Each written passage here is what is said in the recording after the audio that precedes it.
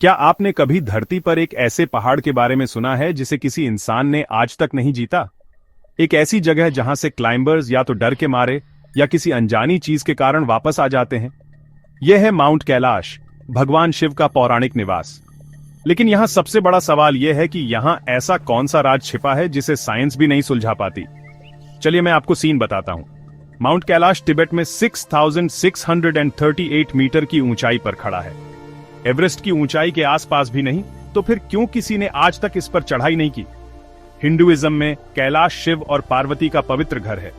जैन्स के लिए यह वह जगह है जहां उनके पहले तीर्थंकर आदिनाथ को मुक्ति मिली थी। बुद्धिज्म में यह माउंट मेरू है, सृष्टि का केंद्र। जरा सोचिए, एक पहाड़, फिर भी 4 अलग अलग धर्मों के लिए स्पिरिचुअल हार्ट। यह तो वाइल्ड है।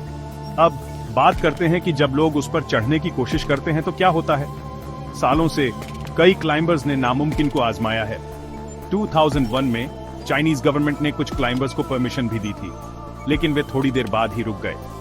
उन्होंने कहा, हम में ताकत थी, हमारे पास रिसोर्सेज थे, लेकिन ऐसा लगा जैसे कोई इनविजिबल फोर्स हमें रोक रही थी। ट्रैवलर्स तो कुछ और भी अजीब बताते हैं। जैसे जैसे आप कैलाश के करीब जाते हैं, समय अलग तरह से चलता हुआ लगता है। कुछ का दावा है कि उनकी दाढ़ी और नाखून कुछ ही दिनों में महीनों के बराबर बढ़ गए, जैसे पहाड़ के पास समय ही तेज हो जाता है।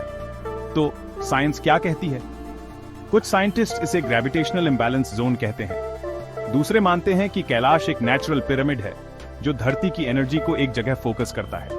नासा की सैटेलाइट इमेजेस भी दिखाती हैं कि इसका आकार लगभग एक परफेक्ट पिरामिड जैसा दिखता है। तो क्या हम सिर्फ एक पहाड़ देख रहे हैं या एक नेचुरल एनर्जी सेंटर जो अभी भी इंसान की समझ से परे है? यहाँ बात और गहरी हो जाती है। कई ऋषि और योगी कहते हैं कैलाश पर चढ़ने का सोचना भी गलत है। यह जगह इंसानों के लिए नहीं है, यह देवताओं की है। इसलिए आज तक किसी भी देश ने इसे नहीं जीता है।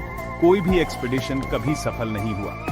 यह एकमात्र ऐसा पहाड़ है जिस पर चढ़ना ऑफिशियली बैंड है। तो मुझे पूछना पड़ेगा, क्या यह सचमुच शिव का घर है? क्या कोई इनविजिबल प्रोटेक्शन हमें बाहर रख रही है? या साइंस अभी इतनी एडवांस नहीं है कि यह सब समझा सके? आप क्या सोचते हैं?